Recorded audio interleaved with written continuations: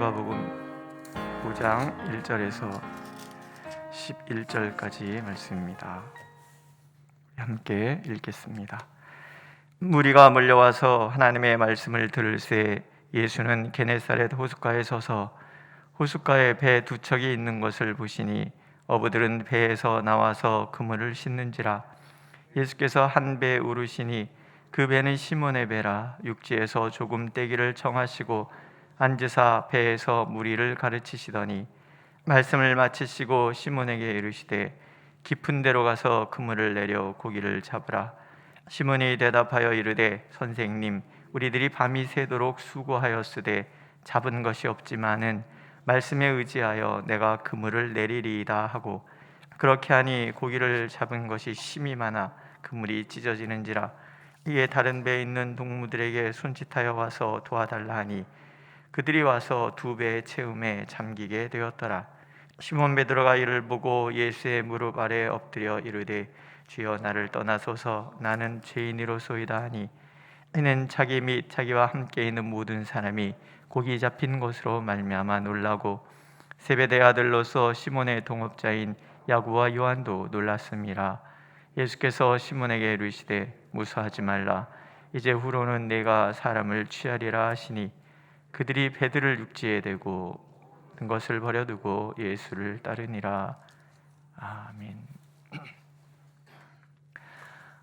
역사학자 토인비라는 사람이 이런 말을 했습니다. 우리 사람들은 대체로 평안하고 유족한 생활이 곧 인간의 행복이라고 생각하기 쉽습니다. 그러나 너무 평안하고 유족한 생활은 인간을 게으르게 하여 파멸을 당하게 합니다. 어려움이 있어서 좌절하고 다시 일어나고 난관에 부딪히는 과정에서 인간은 더욱 생기 있고 보람된 삶을 사는 것입니다. 이런 얘기를 했어요. 인간의 삶 속에는 크건 작건 어떤 우리를 힘들게 하고 근심스럽게 하는 일들이 있기 마련이고, 또 우리 내 안의 마음 속에서도 이러저러한 부대낌들이 존재하기 마련이지요. 우리를 찾아오는 그 어떤 어려움들, 또 내 안에 있는 이 부대낌들, 그것이 열등감일 수도 있고 또 어떤 좌절감일 수도 있고 여러 가지가 있는데, 인간은 자신이 연약하다고 생각하는 한에서만 하나님을 의지하게 되고, 또 그런 과정 속에서 끊임없이 자기 개발에 힘쓰는 것을 보면 토인비의 말이 꼭 틀린 말은 아닐 것이다, 이런 생각이 듭니다. 베드로는 이것을 누구보다 잘 아는 사람이었던 것 같아요. 그래서 그의 서신 말미에 모든 은혜의 하나님 곧 그리스도 안에서 너희를 부르사 자기의 영원한 영광에 들어가게 하시니가 잠깐 고난을 당한 너희를 친히 온전하게 하시며 굳건하게 하시며 강하게 하시며 터를 견고하게 하시리라, 이렇게 고백을 합니다. 우리의 당하는 고난, 이 고난이 하나님 앞에서 결코 무의미한 것이 아니라 이 고난을 통해서 우리를 온전하게 하시고 굳건하게 하시고 강하게 하시고 우리의 터가 견고해지도록 만들어 가시는 분이 하나님이시라는 뜻이죠. 그런 의미에서 우리가 하는 어떤 실패의 자리, 이것은 결코 무의미한 자리가 아니라 그 자리가 바로 주님과 만나는 자리라는 것을 우리가 알 필요가 있지요. 오늘 말씀의 배경은 텅 빈 배에 있습니다. 밤새도록 그물질을 하였지만 아무것도 잡지 못해서 텅 비어 있는 그 배.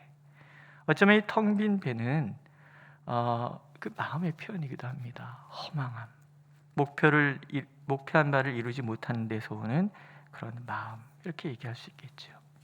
베드로가 주위가 굉장히 부산하잖아요. 새벽부터 사람들이 몰려와서 웅성웅성하고 있으면 거기에 뭔 일인가 신경 쓸 만도 한데 무심하게 그저 그물을 씻고 있단 말이죠. 그만큼 마음이 힘들어한 거예요. 밤새도록 수고했는데 아무것도 잡히지 않은, 얻은 것이 없는 그런 삶이 찾아오는 어떤 무의미함, 그런 거죠. 또 하나는 우리가 요한복음에 보면은 이미 이때 이 장면 앞에 베드로가 동생 안드레를 통해서 예수님을 만났습니다. 그때 예수님께서 네 이름을 개발하리라, 이런 이야기도 들었거든요. 그런데 그 의미가 자기에게 어떤 것인지 아직 잘 몰라요. 이게 텅 빈 배는 삶의 소명에 대한 어떤 아직 그 분명한 그 의미를 알지 못하는 그런 삶의 무의미함도 표현하고 있다라는 거죠. 그런데 그런 베드로의 삶의 자리에 예수님이 찾아오시는 거예요. 무엇인가 다 갖춰져 있고 꽉 찬 그런 삶의 자리, 마음의 자리에는 예수님이 들어오실 틈이 없습니다. 오늘 내 삶 속에 무엇인가 허점이 있고 아쉬움이 있고 또 그래서 내 마음이 부대낌이 있다 그런다면 우리는 좀 달리 생각할 필요가 있어요. 왜? 그 자리는 바로 주님이 나를 찾아오시는 자리이기 때문에 그렇거든요. 주님이 찾아오셔서 이제 베드로에게 배를 잠깐 빌리잖아요. 아무래도 바닷가에서 배만큼 좋은 무대는 없지요. 빈 배니까 예수님이 들어오실 수 있는 거지. 거기 고기가 가득 찼으면 아마 다른 배 찾으셨겠지요. 여기서 우리는 인간의 마음 깊은 곳까지도 헤아리시고 살피시며 우리의 삶의 자리를 주관하시는 주님의 모습을 발견할 수 있는 거죠. 빈 배를 만들어 놓으시고 그 배에 올라가도 되겠느냐, 오십시오, 이런 거죠. 그래서 배를 물가에서 조금 이렇게 떼어내서 앉아서 거기서 이제 말씀을 전하시는 거예요. 굉장히 상징적인 거예요. 우리의 실패와 좌절을 극복하는 방법, 삶의 무의미함을 극복하는 방법. 첫 번째, 내 안에 하나의 말씀으로 채우라 하는 거죠. 오늘 텅 빈 배에 올라서 예수님께서 우리를 가르치시기 시작하시잖아요. 아마도 제 베드로의 의지와는 상관없이 예수님의 말씀이 그의 빈 마음에 쏙쏙 들어오기 시작했을 거예요. 우리의 마음속에, 우리의 삶의 자리에 하나님의 말씀을 채울 때 우리는 옳고도 오르신 하나님을 만날 수 있습니다. 바른 삶의 방향을 얻을 수 있는 거죠. 부천으로 이사 오니까 제일 어려운 게 뭐냐면요, 방향을 잘 모르겠어요. 그래서 이쪽으로 가는 게 맞나? 이쪽으로 가는 게 맞나? 이게 굉장히 헷갈릴 때가 많습니다. 혹시 전철 타시면 그런 느낌 드시지 않습니까? 꼬박꼬박 졸다가 탁 트면 난 분명히 이쪽으로 가고 있는데 이쪽으로 가야 되는데 왜 전철이 이쪽으로 가지? 이 소사역에서 이렇게 눈을 높게 뜨면 가끔 이렇게 헷갈릴 때가 그렇게 많더라고요. 내리시면 어떻게 하십니까? 내 짐작대로 가십니까? 아니면은 방향 표시대로 가십니까? 내 짐작대로 갔다가 반대로 가기 딱 알맞습니다. 말씀이란 게 그런 거예요. 이쪽으로 가라 하는데 내 생각은 어떻게 자꾸 이쪽으로 가고 싶단 말이에요. 이게 옳은 것 같단 말이죠. 근데 이렇게 가면은 결국 하나님의 뜻으로부터 자꾸 멀어지는 거예요. 하나님의 말씀은 나로 하여금 삶의 방향이 옳은지, 그것이 바른 길인지 아닌지를 구분할 수 있도록 도와주시는 거죠. 그래서 하나님의 말씀을 주야로 묵상하는 사람은 시냇가에 심은 나무의 풍성함 같다, 이렇게 말씀하시는 이유지요. 오늘 내 삶의 의미를 찾지 못한다면 우리는 내 마음 속에, 내 삶 속에 하나님의 말씀을 채우기를 하나님께서 원하십니다. 두 번째는 순종하는 거죠. 아는 것으로 그치는 신앙은 아무 힘이 없어요. 예수께서 말씀을 마치시고 나서 베드로에게 명하시죠. 깊은 데로 가서 그물을 내려 고기를 잡아라. 구체적으로 예수님 말씀하세요. 근데 예수님은 목수예요. 베드로는 어부예요. 갈릴리 바다 사정을 누가 더 잘 알겠습니까? 틀림없이 베드로가 잘 압니다. 그런데 이렇게 얘기합니다. 밤이 새도록 수고하였으되 잡은 것이 없지만 말씀을 의지하여 내가 그물을 내리리이다. 자신보다 더 전문가는 없어요. 그런데 자기 배에서 말씀을 가르치시던 예수님 안에서 심상치 않은 것을 발견을 하는 거죠. 이 말씀을 의지할 필요가 있겠다 싶은 거죠. 실험 정신, 굉장히 중요한 거죠. 그래서 깊은 데로 가서 그물을 던집니다. 근데 어떻게 됩니까?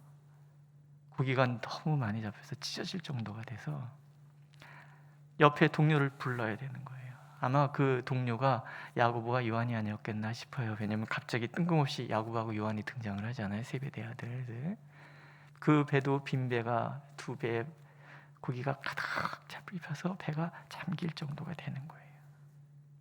어마어마한 수확이죠. 말씀은 우리의 삶을 성공적인 삶으로 바꿔주는 거예요. 실패가 성공으로 변하는 순간 말씀으로 내 마음을 채우고 그 말씀을 살아가기 시작할 때 우리의 삶에 분명한 변화가 있는 거죠. 더 중요한 것은 나의 본질을 깨닫는 거죠. 베드로가 주님께 무릎을 꿇습니다. 그리고 절을 하면서 주여 나를 떠나소서 나는 죄인이로소이다. 하나님 앞에서의 나의 존재.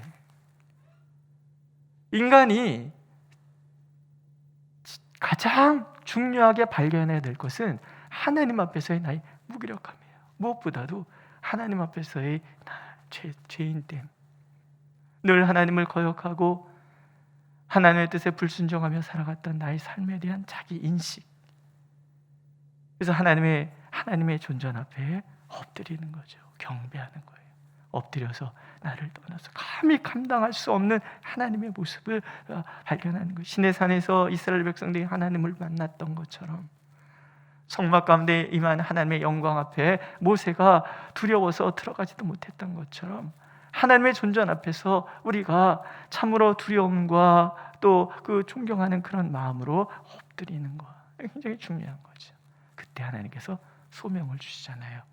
무서워하지 말라. 이제 후로는 내가 사람을 취하리라. 삶의 무의미함 속에 하나님의 사명이 채워지는 거죠.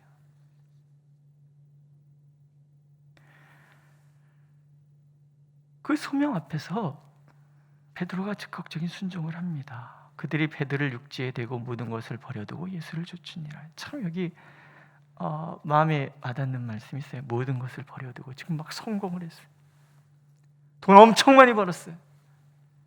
이 고기 팔면은 엄청난 부를 축지. 그동안 뭐 밀렸던 세금 다 낼 것이고 뭐 애들 학교도 보낼 수 있을 것이고 다 내 인생의 최고의 성공의 순간 다 버리는 거예요. 하나님을 만난 순간에 세상의 그 어떤 것도 하나도 중요하지 않은 거죠.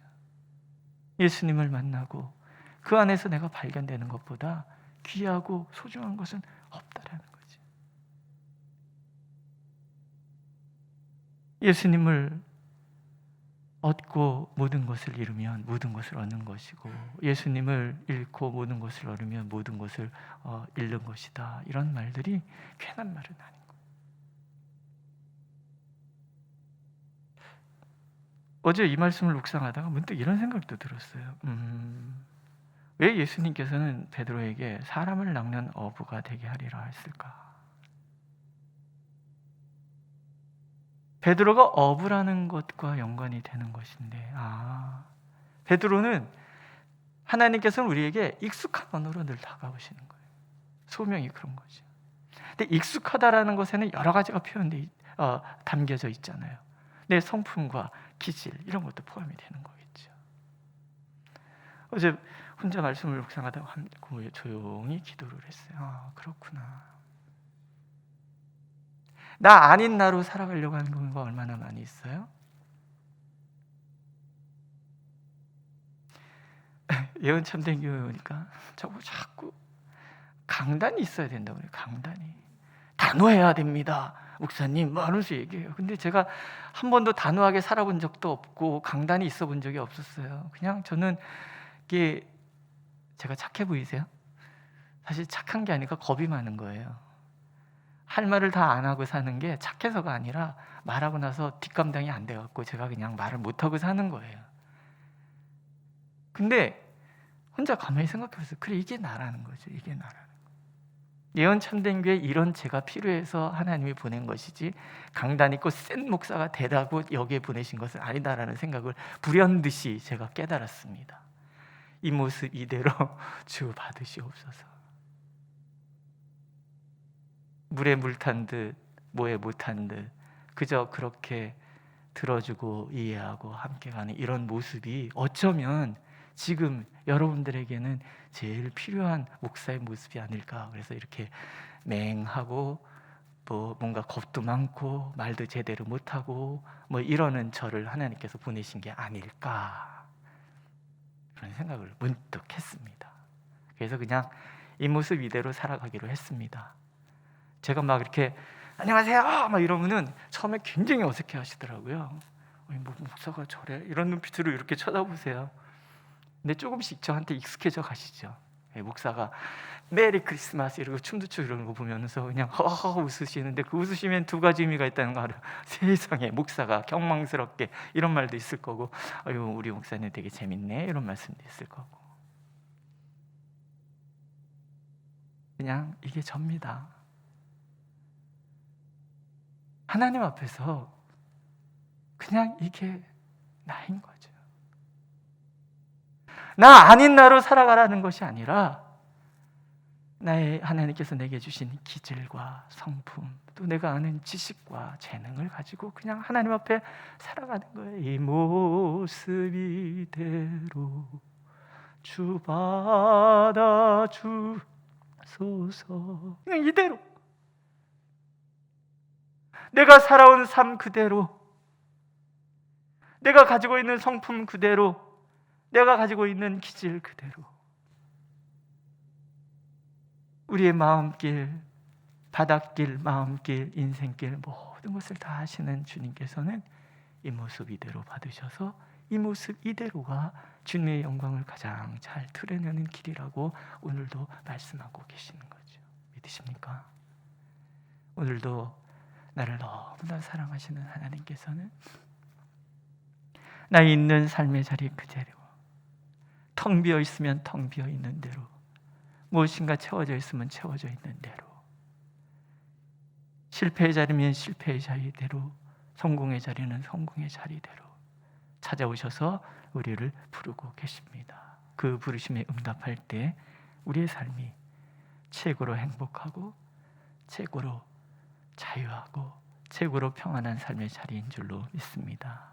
오늘도 그 삶을 살아내는 저와 여러분들이 되시기를 하나님은 원하고 계십니다. 기도하겠습니다. 우리의 삶의 자리를 누구보다 잘 아셔서 친히 찾아오셔서 만나주시고 채워주시고 사랑으로 불러주시고 인도하시는 하나님께 감사를 드립니다. 이 모습, 이 죄인의 이 모습, 연약한 이 모습 그대로를 받아주시고 그곳에 주님의 은혜와 사랑으로 채워주시는 하나님, 오늘도 그렇게 주님의 은혜 듬뿍 받음으로 오늘의 삶이 참으로 행복하고 기쁜 삶이 되도록 인도하여 주옵소서. 예수님의 이름으로 기도드렸습니다.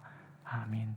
하늘에 계신 우리 아버지, 아버지의 이름을 거룩하게 하시며 아버지의 나라가 오게 하시며 아버지의 뜻이 하늘에서와 같이 땅에서도 이루어지게 하소서.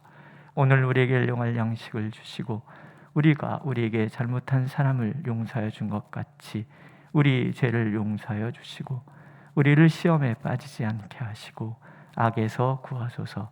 나라와 권능과 영광이 영원히 아버지의 것입니다. 아멘.